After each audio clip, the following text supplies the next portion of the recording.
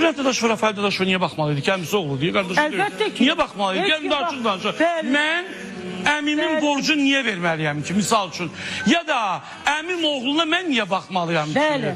Bülent Dadaşov'un kardeşi olsaydı mən qınıyardım ki, əmisi oğlu, Bülent Dadaşov'un evindən onlarla müğənniler çıxır. Bugün bahsi çıxsın çünkü Bülent bize bakmır. Hə, onda qınıyarlar.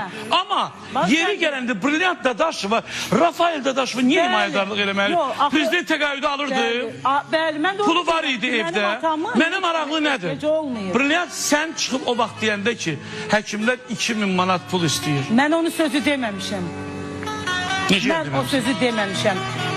Mən axı dedim, mən sizə bir lakanik deyim.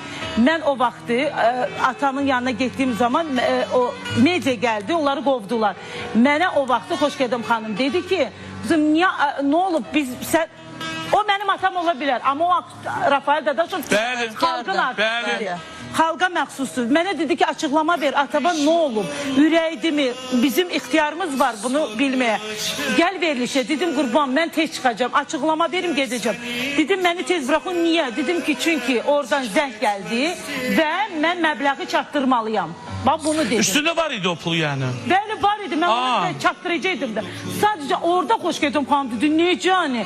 Ondan sonra bu Heydər Əliyev, onda bildilər də ki, atam xəstədir. Dövlət tərəfindən qarşılandı. Nəzdinə keçdi və bütün onun mütəmadi olaraq yığırdılar, onların nümayəndələri həmişə çox sağ olsunlar, mən can sağlığı arzulayıram, çox sağ olun ki atam, çünki o xalqın artistidir. Səydə, mən onlara sənə bir sual verim, konkret cavabımı